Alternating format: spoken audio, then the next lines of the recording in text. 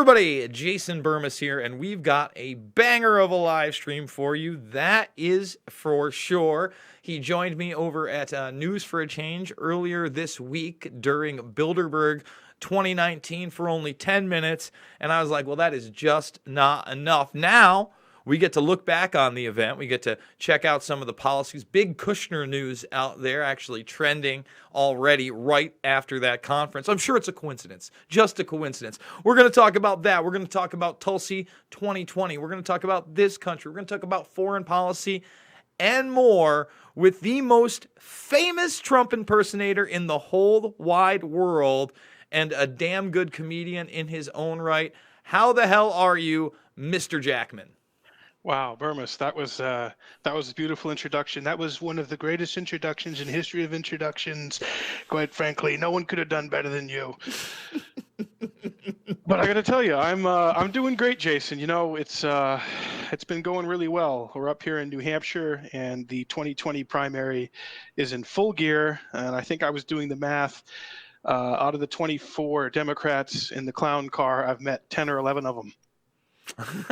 And I think, that's one thing I've always loved about you, dude, is that whether you think the guy's a demon or your hero, you and your brother and your old friend Martell there, you'll just get in a picture with anybody. You got pictures with McCain, I think Joey Biden, as I like to call him. Hey, I'm Joey B over here. Oh, am I grabbing your daughter? No big deal. No big deal, huh? Look at me, everybody loves me.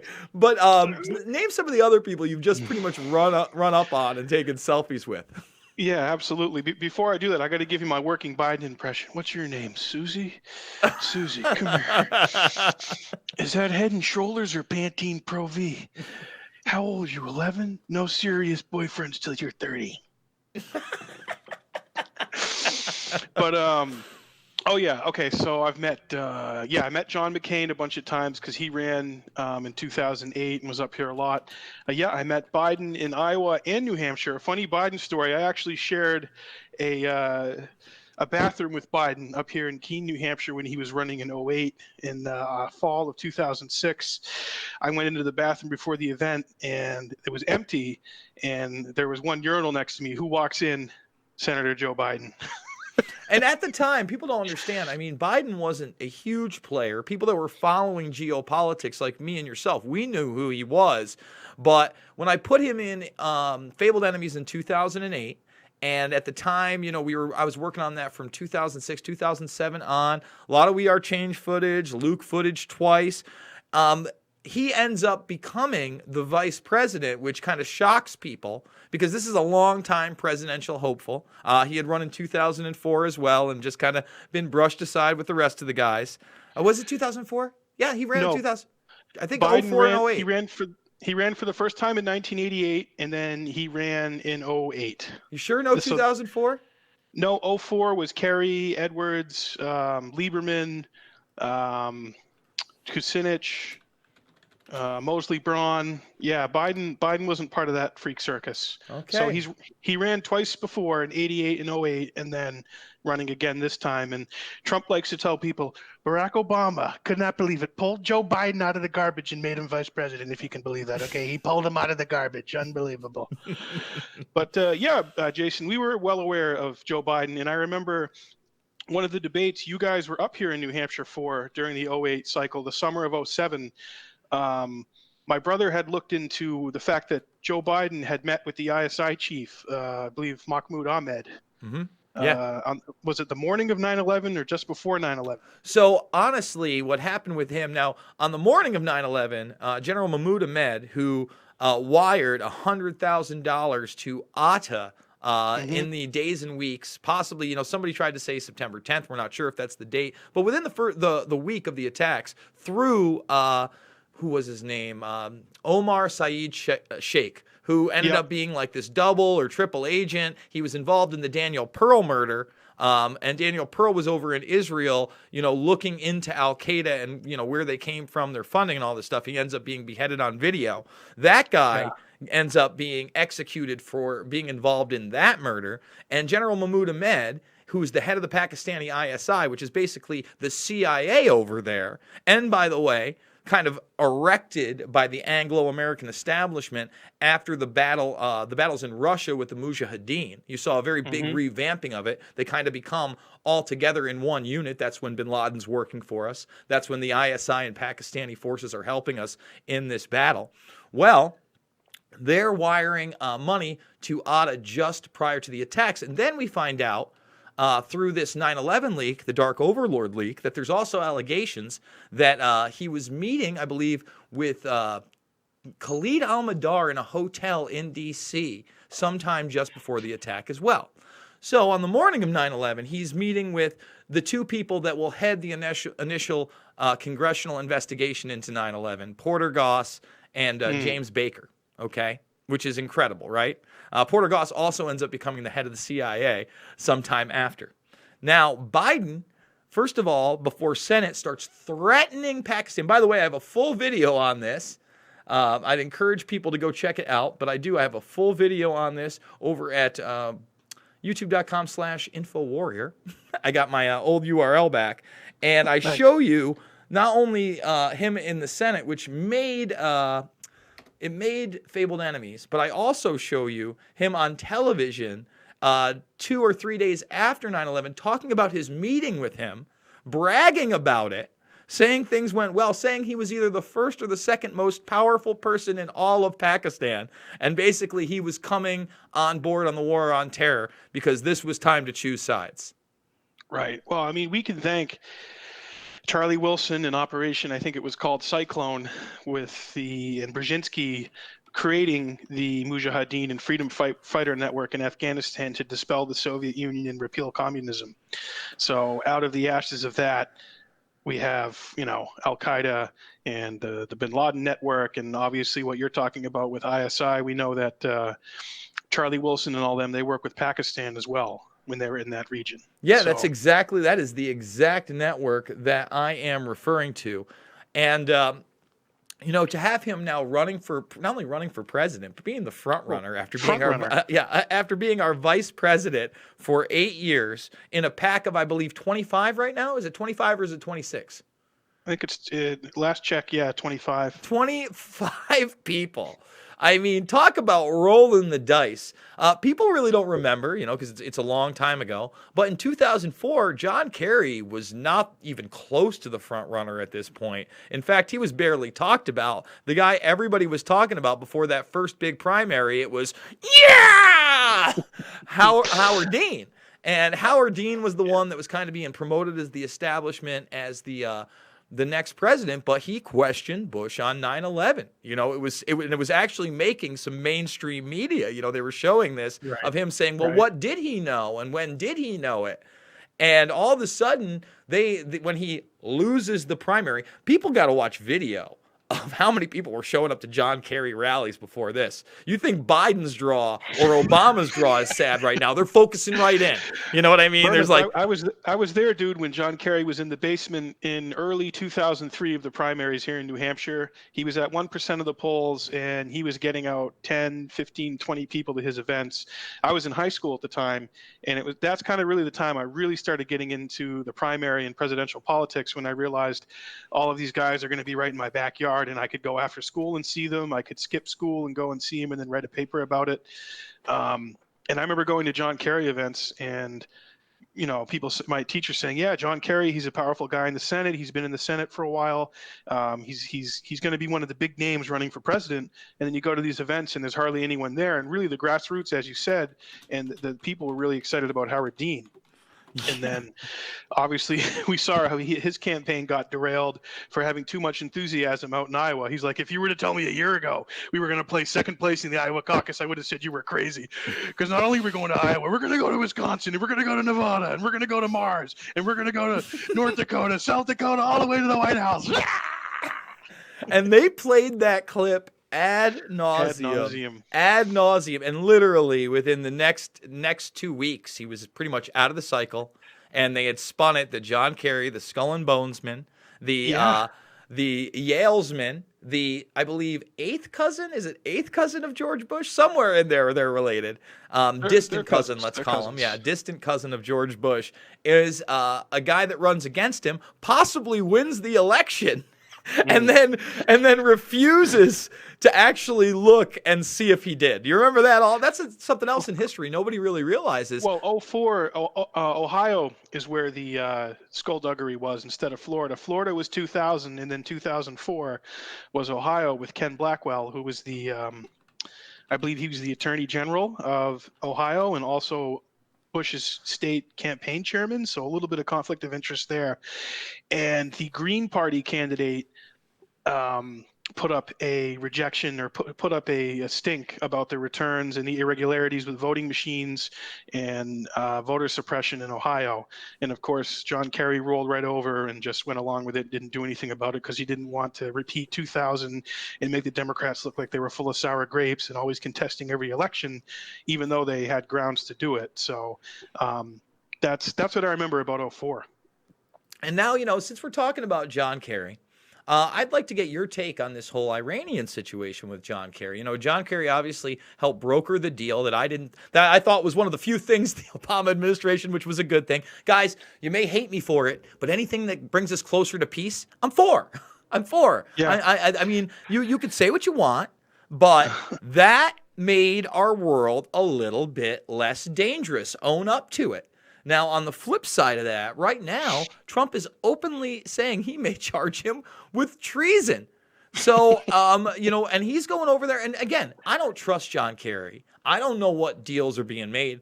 But I got to tell you, if you put me in an elevator and it gets stuck, and to the right of me is John Kerry, and to the left of me is John Bolton, I feel like it's, I got Lucifer on one end, I got Beelzebub on the other, and I might go with the guy that obviously got too much Botox this morning. I don't know.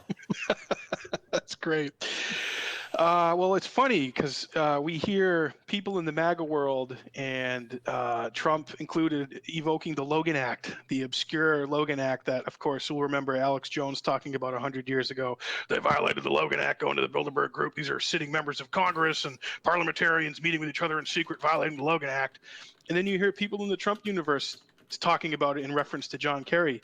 And I have to say, Jason, I'm 100% with you on the Iran deal, and I catch a lot of shit for being supportive and a fan of that too. Now, while it wasn't a perfect deal, how the hell are you going to get a perfect deal with the Iranian regime when you look at our history and meddling with their country, overthrowing Mossadegh in the early 50s, and then installing the Shah. The Shah is in there till 79, and then the Iranian Revolution. So we can really pin that all back to the blowback of us meddling. So it wasn't a perfect deal. And Trump always cries about, we're talking about billions of dollars in cash changing hands, okay? But it's like, wait a minute, Trump, all the deals you claim to be so brilliant at and have done in your life have involved tons of cash. Hold on, not to mention... No, well, we could talk about his crooked deals. I mean, how many people honestly lost out or didn't get paid or got strong-armed into taking less? We all know that took place. Sorry to tell you about that. You're hero, guys, but that's the truth. I know. Look at Atlantic City. If you don't know that story, well, you haven't kept up. Number one. But number two, I just read a story today. I do not know how accurate this is, but we are now getting into cartoon levels of numbers that our Defense Department, our DOJ, our Pentagon, our national security state cannot account for. Mint Press put something out today. I retweeted it only because, I'll be honest, guys, I haven't read the headline on this, but TruthStream put it out there, and they were like, we might as well just say cartoon numbers. I believe it was 684 trillion. It was something, or 6.84 trillion. I'm not sure. It was a cartoon level number. You know what? Holy crap. You know what I'm talking about? Have you found the article?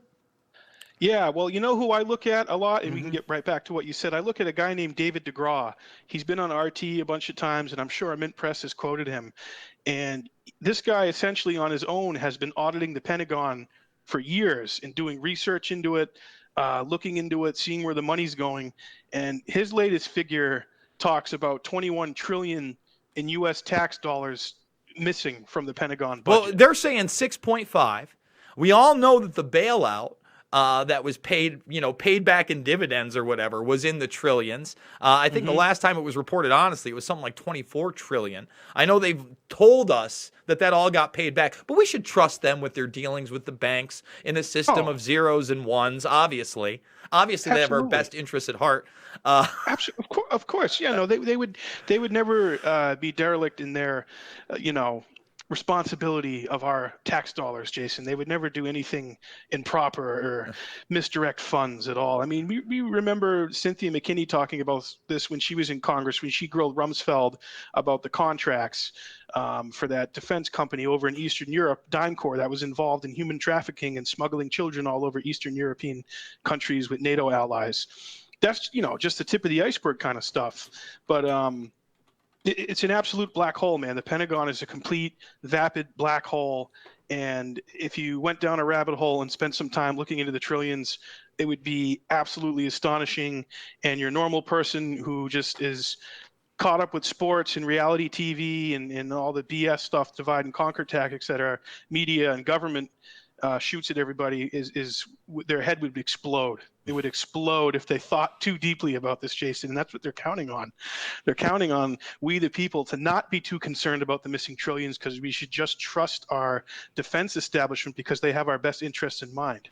And by the way, that's why I really can't get behind it when people don't understand that when I say that, we should have a better healthcare system and nobody should go without that. And we should have like a single payer system. Tarpley used to talk about that. It was brilliant. It was the real system where, first of all, we already have welfare for those that are below a certain bracket. They already get healthcare no matter what. Now, the people that are actually paying into the system that now have had their healthcare go up 2-3 times in the last 5 years and are getting less and less care. This is a criminal enterprise.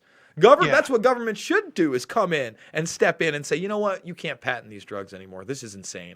This is insanity, And a lot of people are going to hate on me because of that. But no, that is a human right. And that's why it's not really a left-right issue when we talk about government. And, I'm going to segue this into somebody like Tulsi Gabbard, who gets a lot of these things, who is on the left and isn't trying to go with the talking points of the establishment. When AOC talks about that and then reining in congressmen and senators to not be able to go and be lobbyists after their terms in office, and then Ted Cruz can get on board with that. Listen, I think both of those people are hugely misguided on the majority of issues. But that one issue it's fucking spot on, everybody. It's absolutely spot on. The only thing that could possibly be better, which I've been an advocate for some time, is making lobbying illegal. There is no reason that we should have literal organizations backed by corporate money to go and rub the nuts of our congressmen and Senate to the tune of hundreds of thousands, millions, and sometimes billions of dollars in backdoor deals. That's the truth. And I want to believe when I see somebody like Tulsi Gabbard here, who recently got asked about impeaching Trump. Now, that's the new talking point. Should we impeach him? Remember, obstruction of justice is the new Russian collusion. And Tulsi was smart enough to say, you know what, let's just beat him at the vote. The country has been divided enough. I would have also liked her to say, this is a ridiculous hoax, and I hope those responsible go to prison for a very long time. But, you get what you get, and you can't expect somebody to say everything, especially at that level. And I know that can be a cop-out, but she's smart. And I think what she said was excellent. Tell us about why you're supporting Miss Gabbard. And if you could channel why Trump thinks she'll lose and she couldn't hold a candle to him. Right. Well, Tulsi Gabbard is I've spent a lot of time with her one-on-one. I've introduced her for a few events up here in New Hampshire now. So I've gotten a feel for her as a person, and she's a real person. I mean, I'm going to be 33 years old in October. And what are you, Jason, 36? I am actually going to be 40 in less than 2 months. Believe it or not. I'm an old man Burmis. You're even older than Tulsi. Tulsi just turned 38 years old. So she's of our generation, and she gets it. She understands the waste and the suck of the Pentagon and the military-industrial complex, taking trillions of dollars of our money and wasting it into a black hole for these stupid wars and to line the pockets of lizards like Dick Cheney, etc. Tulsi is right on about big picture issues. So I'm getting behind her because I actually believe she can beat Donald Trump. And Trump should be fearful of someone like Tulsi getting the nomination, because there are actually a lot of people in the MAGA world and on the right, maybe more moderate right people who like Tulsi Gabbard. They like that she's authentic. They like that she has actual military experience serving in the Iraq War, doing another deployment to Kuwait, actually being on the ground over there in a war zone, seeing it firsthand, personally losing people to these conflicts. And she talks very passionately about the human cost of war. And this other aspect of it really hit home for me. I've never served in the military, and I never fought in any war, but I'm sure you have friends who have just, well, of course we have. I mean, Corey Rowe, we know Corey, he served in the wars. Friends that I grew up with from starting in middle school all through high school served in the Iraq War, had to do horrible things over there, came home, got addicted to heavy drugs, found themselves homeless, PTSD, not getting any help, essentially kicked out to the curb like a piece of garbage. And that is direct fallout of a war of choice, of something that we did not need to do. We did not need to go into Iraq and bomb them and overthrow their government and destroy their country and then send in tens of thousands, over 100,000 young Americans to go fight in these wars. So that's a very real thing for Tulsi Gabbard, and that connects to our generation in a big way. And that's why I'm a big supporter of her in that regard. So hold on. But I want to say this before you go on and then channel some Trump for me. I have to say this, where I've been disappointed with her, and, I just applauded how she handled the Russia and, impeachment question. It's really not even Russia now. It's obstruction of justice. Anyway, I was disappointed how I was pleased how she went and met Assad. I would have liked her to stand her ground instead of, you could say, yes, he is a dictator. He's done bad things. But when you back up on, calling somebody out like Mattis on these, now debunked chemical weapons. We have the leaked OPCW report. We have Pearson Sharp on the ground in the video there. We have the reports by Robert Fisk and others. She's only been vindicated. Now, she's kind of backed up. She backed up on it before the OPCW thing did. She said, well, yeah, there's probably a chemical attack and, he's horrible and maybe he has done this to his own people. The other thing, and I love how you slipped this in with your Politics and Pints interview of her. I recommend everybody go check that out, by the way. You slipped in, hey, have you ever talked, foreign policy maybe with Richard Haass? And for those that don't know, Richard Haass is the head of the Council on Foreign Relations. Now, the Council on Foreign Relations is notoriously globalist, notoriously regime change in almost every case, at least on the whole. Now, you can't say that about everybody because there's 3,000 people in it. Okay, right. But even Hillary Clinton has talked about how they basically take their marching orders for foreign affairs from the Council on Foreign Relations. Well, Tulsi Gabbard is a member of that organization as well. However, as you said, I do not see a better person, especially out of those other 24 candidates for president, to get up there. So I'm going to let you finish on Gabbard, and then I want to see what you think Trump is going to trash talk her with. Well, I've heard Tulsi actually, after we interviewed her for our show, she was asked on a show out in California about her membership in the CFR. And kind of basically she said, I recognize the criticisms that the CFR has received. I recognize that there are people who are on the CFR who identify as neocons, as neolibs, as moderates, as progressives, X, Y, and Z all across the spectrum. So basically the point she was trying to make is I'm getting a seat at the table with these people and with these heavy hitters, and I'm trying to inject my voice of a more humble foreign policy and no more stupid regime change wars of choice.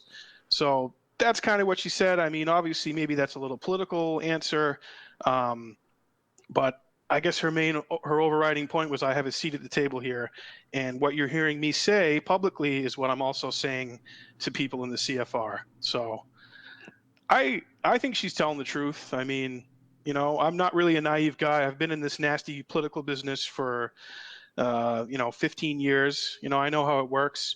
But I really believe that Tulsi does have the best interests of our country and the people and the men and women in uniform at heart. So that could, explain why she's part of the CFR and is involved with that. And then what was the second part of your question? Yeah. So what's Trump going to attack her on? Is he going to call her a surfer chick? I mean, tremendous Tulsi, okay? I took a meeting with Tulsi when I was president-elect, and I thought she was going to show up with her surfboard and give me some lessons, okay? I had the Beach Boys on. I was listening to Surfer Girl. She's my little surfer girl, okay? But she showed up. She wasn't wearing a wetsuit, and she didn't have her surfboard. I was very disappointed, okay?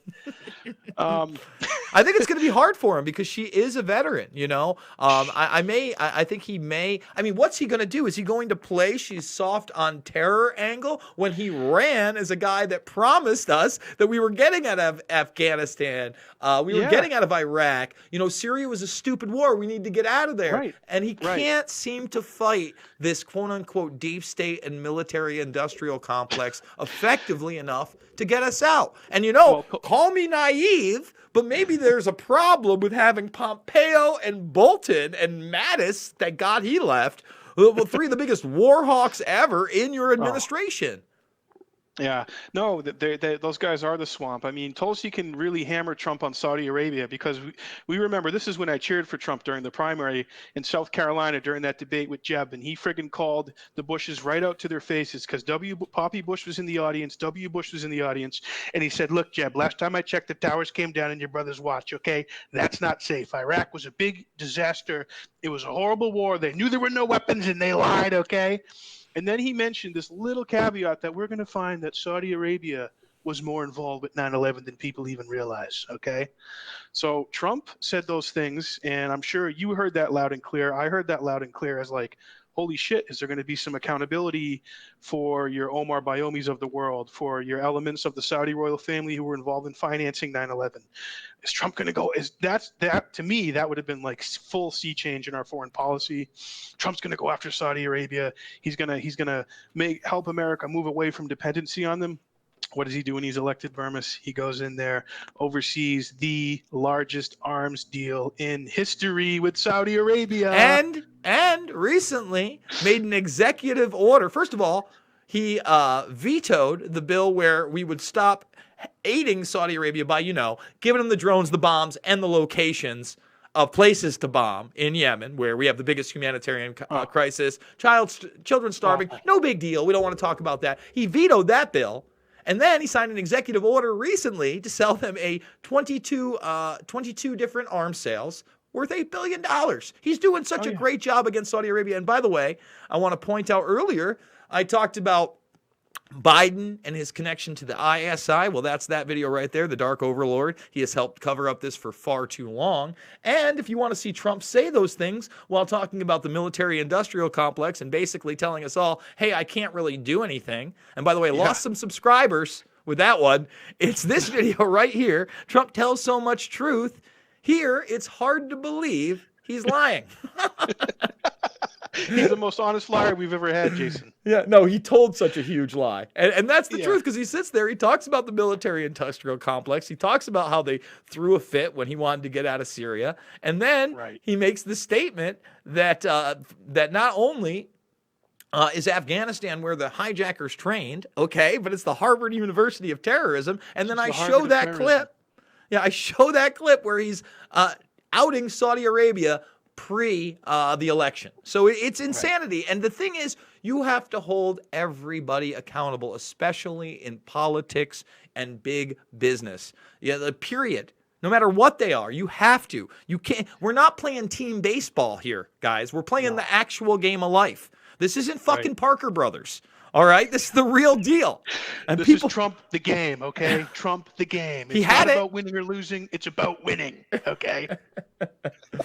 But Jason, you know, and so he turns around, becomes buddy with the Saudis, totally overlooks MBS murdering a journalist in the fucking embassy there, totally rolls over on that, and then he totally kid gloves with Israel. I mean, oh my God, we're gonna get into that in a minute.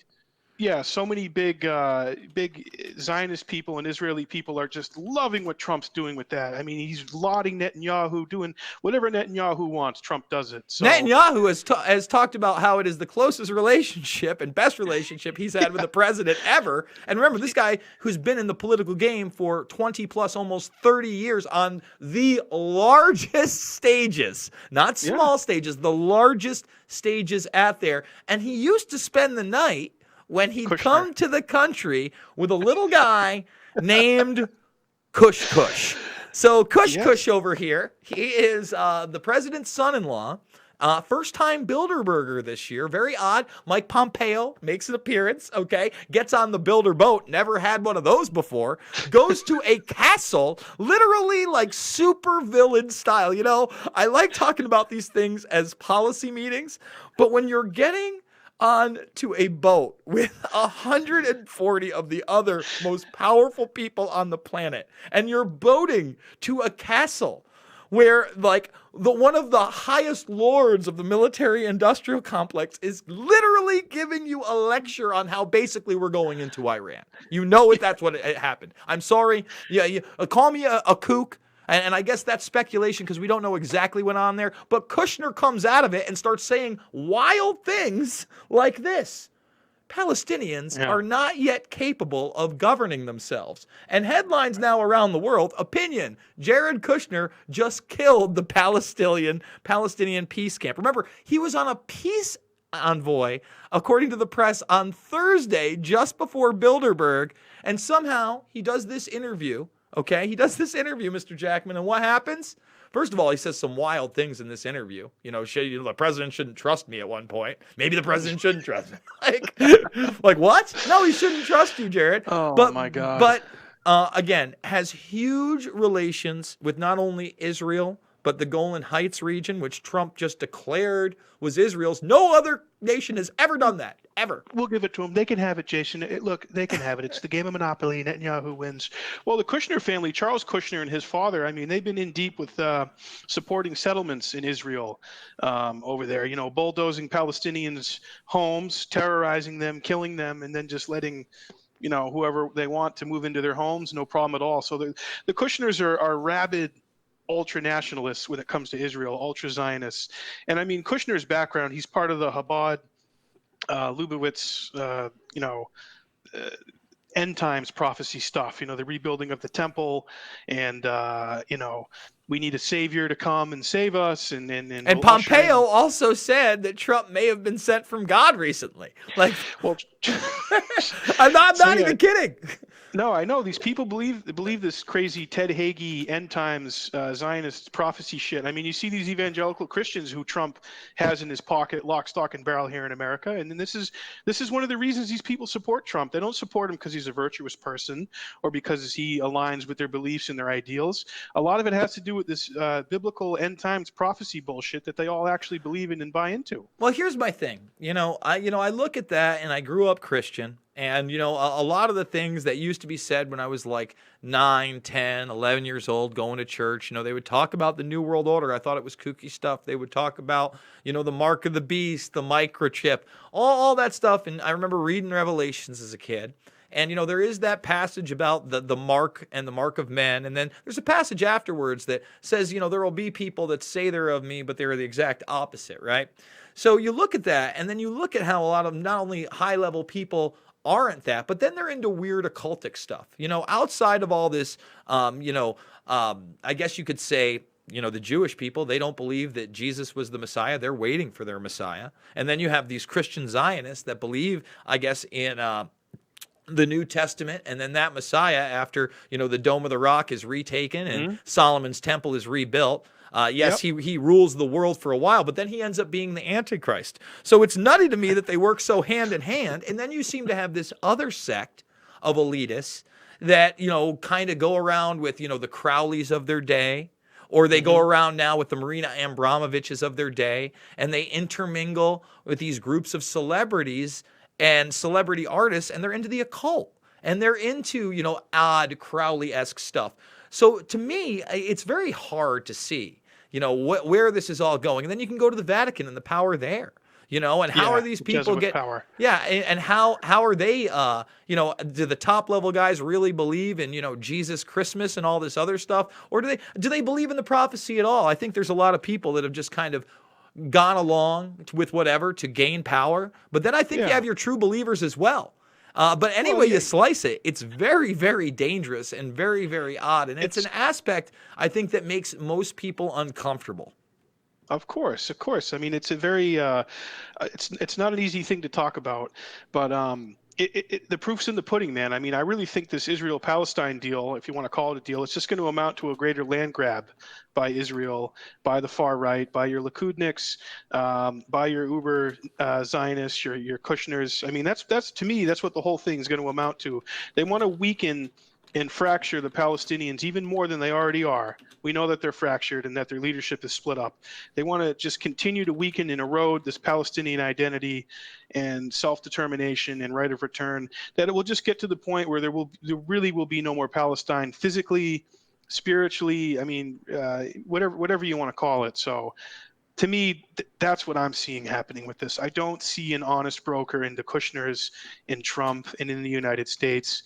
When you look at what's happening, moving the capital, Trump moving the capital, ball gagging Sheldon Adelson, whatever Sheldon Adelson wants, Trump will do. You know, he gave him $100 million to his campaign. So Adelson wanted the capital, he got the capital, no problem at all. So I think that's what we're seeing with that. And like you said, man, I mean, Netanyahu, when Kushner was a kid, he stayed with the Kushners. So it's all kind of there. It's all laid out. And then, yeah, there are different sects in the religions. I mean, you're a cult. You mentioned Maria Abramovich. You got John Podesta spirit cooking with her and having dinner and that whole Pizzagate bullshit. I mean, where there's smoke, there's fire. I'm not 100% prescribing to everything that's been laid out there about that kind of stuff. But that occult worship type stuff is real. We know it is. We know it happens. It absolutely does. And, now when we're talking about, basically, I like to call it almost the Anglo-American and Israeli power structure, because that is our home base in the Middle East, at least that group. Now, you could include Saudi Arabia there for sure at this point because of the donations, the amount of military-industrial complex, but the question is, do we do as much covert actions with them? For instance, it just came out through leaked Snowden documents that we had not seen before that U.S. intelligence did aid the Israeli Mossad in assassinations. And I'm sure that they aid U.S. intelligence and British intelligence with such things, right? And obviously, that's the one part of the Middle East that our allies have nuclear weapons. Pakistan, India, obviously, also nuclear powers. Jared Kushner talking about giving nuclear technology and Trump talking about giving nuclear technology to Saudi Arabia. But these are the people on board. And Iran is not on board. And instead, Iran has kind of allied themselves with Russia. And Russia also has not been on board with that group. So the real question is this going to pop off into what I would believe would end up being World War III, a very scary one? This is not just another regime change war, guys. This isn't Libya. Right. This certainly isn't Iraq, and it's not Afghanistan. Well, that's why you hear Tulsi Gabbard, another reason I'm on board with her, talking about avoiding this new Cold War, talking about your nuclear powers like Russia, like China, like Pakistan and India over there. We need to ease tensions. We need to not amp up tensions. So that's why when the Mueller report came out and everyone's screaming about, indicting the president, impeaching the president, Tulsi said, look, Mueller had millions of dollars. What did he have? $30 million. He had a crack team of investigators and high-powered attorneys and X, Y, and Z to investigate and do this thing. And collusion didn't happen. As Trump calls it, the collusion delusion, okay, on the left. Complete collusion delusion. All right, Jason, it's so fake. And, she said we need to move on from this, move forward, and if we want to beat Trump, you want to get rid of Trump, we'll do it at the ballot box. Let's put forward a good candidate who can beat him, run on the issues, someone who has appeal from across the spectrum, the political spectrum in the United States, and someone who really values diplomacy over aggression. So, yeah, a lot of these people, man, their talk, it sounds like they want a freaking Armageddon. It sounds like they want a nuclear nukes to pop off. I mean, with Putin, the back and forth with Putin and talking about, I have these missiles now, and then I'm updating my nuclear program. And, Trump saying, look, my nuclear weapons are much bigger than Rocket Man's. Believe me. Okay. Rocket Man doesn't have anything compared to the nukes I have. Believe me. So I want to move in the direction away from friction, man. I want to. JFK talked about détente. I want détente amongst the nations. Aren't we a civilized country? Are we a civilized planet? Can't we come up with an agreement here to get along? We're not going to all agree on everything and call each other best friends, but I mean, we should be able to get along with countries like We should Russia. listen. So We should not be talking about bombing each other's children, and we shouldn't be fear right, mongering. Listen, espionage happens. Russia does it to us. We do it to them. It's happened, since really. I mean, probably pre-World War One. Pre-CIA, OSS style stuff. This is not new. Even when we were allies at some point, spying is very real. However, oh when yeah, it gets to the point where I've got people in my chat right now saying things like, Palestine's not a real state, right? And then other people, Afghanistan's not a real state. And all I can say to that is, whose manifest destiny are we talking about right now? Is this just United States manifest destiny? Is this globalist manifest destiny? Yes. One of the things I'll praise Jimmy Carter again and again and again for, he may not have done the best job as president. He may have had Brzezinski on his side. He owns up to the fact that, obviously bin Laden and that network was funded under him, like you talked about, Charlie Wilson's war. He said it was the right thing to do at the time, But he talks about Israel and Palestine and has for many years now put out a book that actually had a movie along with it that no one wanted to talk about, still doesn't talk about in the mainstream. I've done some live streams on it. I've talked about it many times, but it's Peace, Not Apartheid. And, that's what you have there. Anytime you have some kind of an ethno-state that separates others and doesn't give them the same kind of rights, it's apartheid. And when someone absolutely. like Netanyahu comes out and says Israel's not for everyone, well, that doesn't give me the most confidence that he's looking for peace. Okay? No, absolutely. He's not on the peace train. And you mentioned spying, and I mean, even among allies, of course. I know you've talked about recently, and obviously I've been very interested in the pictures of the urban movers coming out. Finally, we got 10 of those pictures of the Israeli 14 nationals actually. who were part of that. It's more part than of 10. that spy ring. Yeah, it's like 14. I did a 40+ minute live stream on that. I'm going to be doing a follow up after I didn't realize, and again, I've been criticized for years. Oh, Jason, you didn't cover this. I'm like, I covered it in 2008. Well, I talked Fabled about Enemy. Fabled Enemies, man, you went deep into the Israeli stuff. You talked about the Amdocs, Converse, you name it. Amdocs, Converse. You talked about the freaking report that I still can't believe Carl Cameron was allowed to do by Murdoch on Fox News. 5 parts. Yeah, 5-part about the spy ring. And what a lot of people can't differentiate is that a lot of that spy ring that was going on, they were targeting DEA and other places. That was part of like an ecstasy drug smuggling operation. Mm-hmm. And it was pre 9/11 they were getting rounded up, Yeah, and then post 9/11 right. they got rounded up, and they were part of that. And by the way, I was contacted by the person who actually got the FOIA so I could get his actual letter. And so everybody knows, we got badly photocopied and censored photographs. And out of like the 70 plus that were there, I think we got 14, maybe 17 of them. And one of them is literally a corner of the photo. I don't even know why they let it out. He asked for the 35 millimeter film.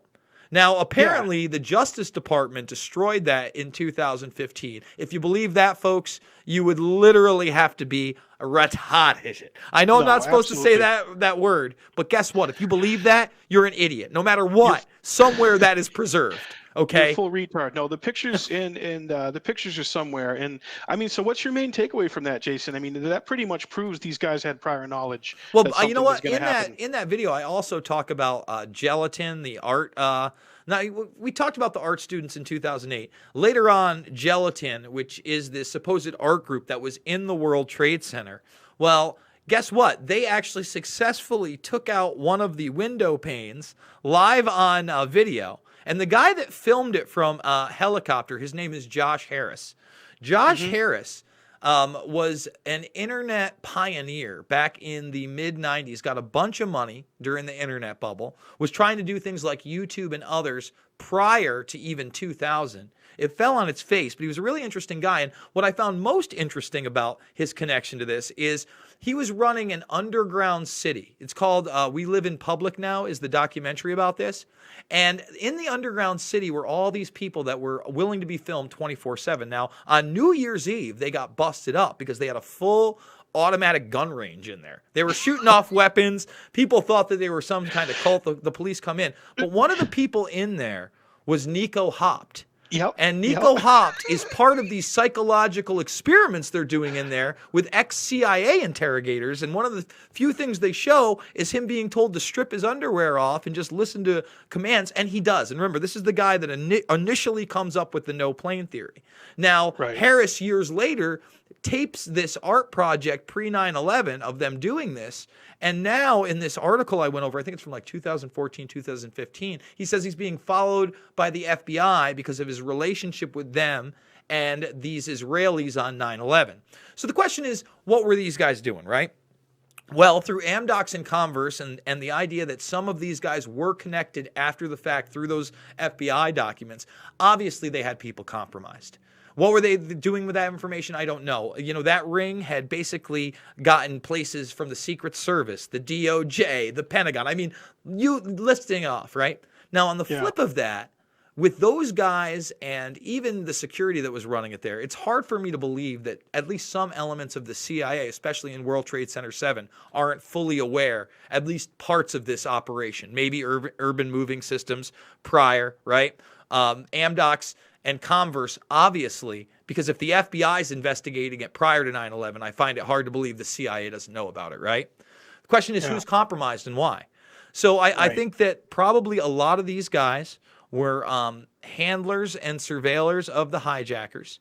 I think that there were other operations to take place on 9/11, and that's why you had several explosions happening outside of those buildings. Well, I mean, if you watch even Loose Change Second and Final Cut, and you go back to the physical anomalies, there's plenty of secondary explosions outside of just the World Trade Center complex that people heard and talked about. Even Barry Jennings, when we interviewed him, talked about several of those explosions. So I don't know whether they were really trying to take out the George Washington Bridge. There's talks that, it wasn't just one van, but the evidence shows that two vans, one with the 5 suspects that we've talked about and another one with 2 or 3 suspects on the other side. We talked about that a little bit. I'm going to be doing a full on, it's probably going to end up being even longer than the last one, breakdown after I actually read the hundreds of pages of documents. Yeah. It's tough to get the time. But, I think they were on some operational level on the ground. I do not believe, and I know it's out there with Dov Zakheim and everything, that they were able to infiltrate our air defense so much that they remote controlled the plane. They're the ones that remote controlled the planes in. I find that the evidence shows that seemed to be manipulated from inside of Cheyenne Mountain. They had those drills going on well after the 4 original planes. We know that United 23 was boarded by people that fit the MO of these same hijackers. When they looked at their luggage, they had, the passports, the same religious documents, the whole 9. It seems like there could have been more attacks that day. I'm not 100%. You also had high-level people, not only, in the POC like Cheney, right? But you had them in those what are they? The E-4Bs, the Doomsday planes. Mm-hmm. And, Scowcroft. Scowcroft being one of those guys. I think that you have some definite connections with high-level guys there. And, I think that you compromise enough people on the ground so that your operatives are able to do those jobs. You look at that information that came out with James Woods. I put it in Fabled Enemies. We got even more information, right? Now that the Dark Overlord came out and we found out, well, it's Khalid Al-Madar, and I can't remember, I think it's Al-Hamzi is the other one, that he definitely, those 2 out of the 4, and then he wasn't really allowed to say in court who he thought the other 2 were. But the fact is that, that report went down with the pilot, with the stewardess, and with him, and it went through 2 agencies, and nothing was done, and they were on flight 11, and one of the planes that gets hijacked. I mean, obviously they were protected from the inside, and it can't just be airport security. It can't just be the FBI. It can't just be the CIA. It has to be somebody high level that, when you get close to these guys, you say, hey, they're an informant, they're off hands. Khalid Al-Madar living with an FBI informant, renting from him. Right. I think they're operations on the ground. And, I think a lot of them got picked off, just like you had a team of 5 guys, apparently, a lot of it's blacked out. We're not quite sure. Did they film the attacks beforehand? That's not clear with those documents. It's very possible that they did film the first plane going into the World Trade Center. So that to me, would have been those guys are there for the operation to, yes, get surveillance of it, make sure everything goes down, relay that to other people, and then maybe some kind of other explosive ordinance. Maybe there was a building they needed gone or some documents that they needed gone. Well, you hear about other trucks being pulled over having the explosives, and of course, what one of the urban movers said to Scott DiCarlo, the New Jersey state police officer who pulled him over, he said, "Well, we're Israelis. The Palestinians are your problems." And you heard about these calls coming in saying, "Oh, I saw some Palestinians in a truck." X, Y, and Z, looking like they were suspicious, prepared to do something. It's like, well, how could someone possibly identify a country that someone's from without knowing who they were? So it seems like there was other things that maybe were intended to happen, like truck bombs, maybe another truck bomb being put into a building. We don't really know, but it's definitely, as you said, it's got to be all connected to bigger things going on. Again, that's why I made Fabled Enemies. It is an international intelligence op. You look at the funding and the money. Where is it coming from? It's coming from Saudi Arabia, Pakistani intelligence. You got Able Danger following a lot of these guys, not able to really tell their story after the fact. Right. You had FBI agents trailing some of the hijackers and the money. Prior Robert Wright, Barry Carmody, those guys were stopped. You had John O'Neill leaving the FBI in frustration, getting hired by Kroll, coming in. Just so many things outside of the physical stuff that we've discussed ad nauseum, and a lot of people don't understand that stuff. But I've been ringing those alarm bells for well over a decade now, and trying to get people to really look into that more as a gateway into how we really do need another investigation into this. Mr. Jackman, we have done 50 minutes, sir. I know you are going to have to get back to work, so I kind of want to give you the floor and let you tell people where they can find your stuff. Yeah, well, thanks, Jason. It's been so great talking to you. It's nice to be able to talk to someone who has looked into this stuff, this cesspit of horrendous things that shape our planet. Isn't it nice? Isn't it comforting?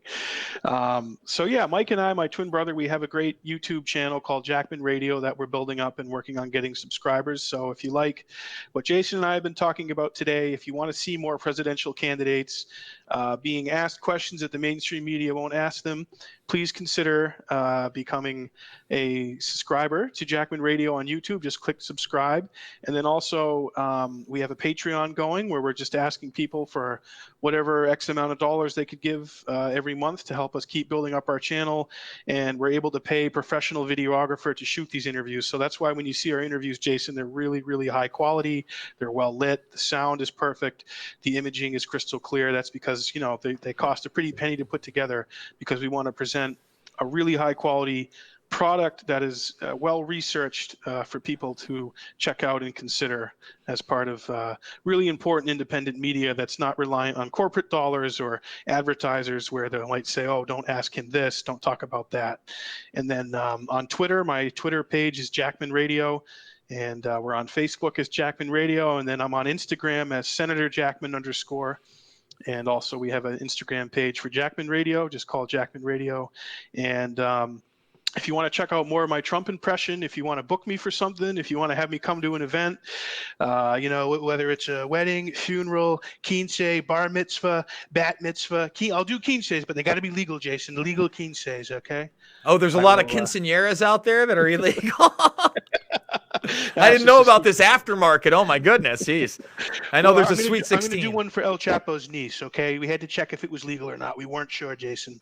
But my website is jackmantrump.com, and that has all my media hits, videos I've done, pictures, press, and all kinds of cool stuff. So yeah, we're moving right along, man, and we're cranking up here with this primary. And as I said before, I'm doing everything I can to help Tulsi Gabbard get her message out there. She's going to be in the debates here in Miami at the end of the month, and obviously they're moving the goalpost and the threshold for the fall debates. So if the viewers out there, I know, like you said, man, we don't agree 100% on everything with Tulsi Gabbard. You're never going to be 100% with any candidate, but I've been in the game a long time, man, and she has good intentions. She's a good person. She's not a reptile. She's not Illuminati. Okay, folks, Infowars.com.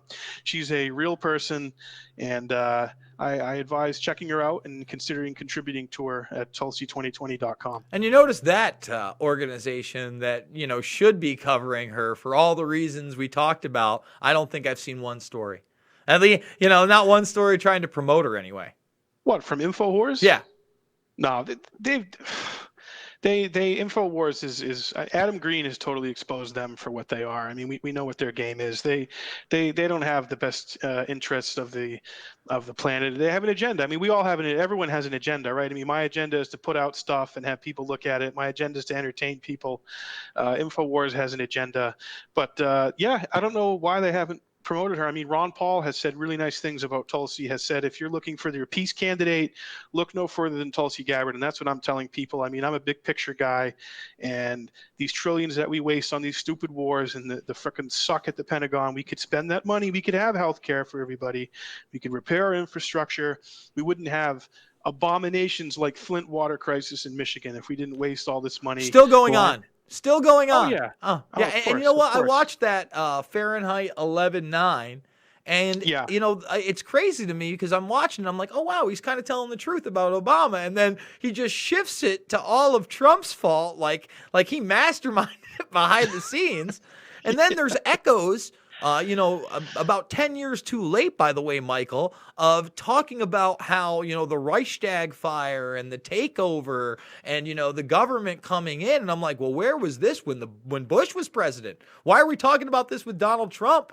You know, as much as we could talk about Donald Trump being an authoritarian, remember, pre-Bush, and you know, before Bush got elected and after pre-9/11, there is no Homeland Security. We're not having a conversation about ICE because it doesn't exist. There is no Patriot Act, all right? Let's be honest. These wars of aggression don't exist, and that's where I'm going to end it, on an angry Burma's forehead.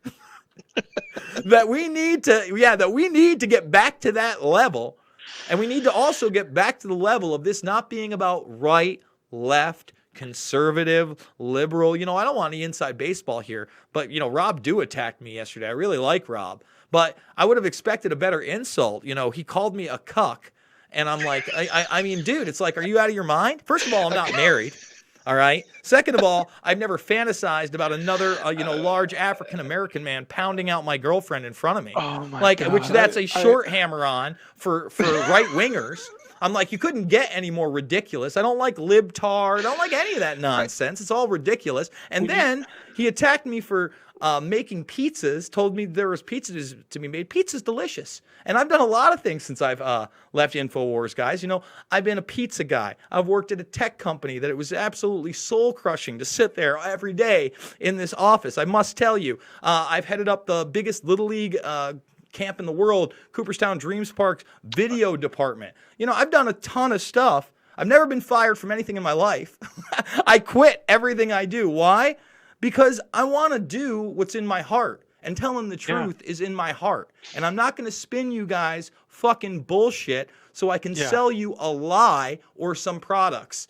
So that being said, we want to thank Eric Jackman, the world's greatest Trump impersonator. Check him out on Twitter. It's true. It's totally true. And Jason, that's beautiful, man. I'm with you 100% on that, man. We got to speak our truth. You know, I've gotten a lot of hate for coming out for Tulsi Gabbard from my libertarian friends, and, oh, you're a socialist and X, Y, and Z and this bullshit. You know what I say to those people? Fuck you. Okay. So power to you, Jason. Keep at it, man. I really appreciate what you're doing, and thanks for having me on, man. Let's talk again soon. We will. And guys, I thank you so much. We're going to wrap it up there. Guys, if you're not subscribed, now's the time to do it. Hit that subscribe button. Ring that notification bell. Make sure all notifications are on. Share this on social media. Thumbs it up and get the truth out there. You too can be the change you want to see in the world.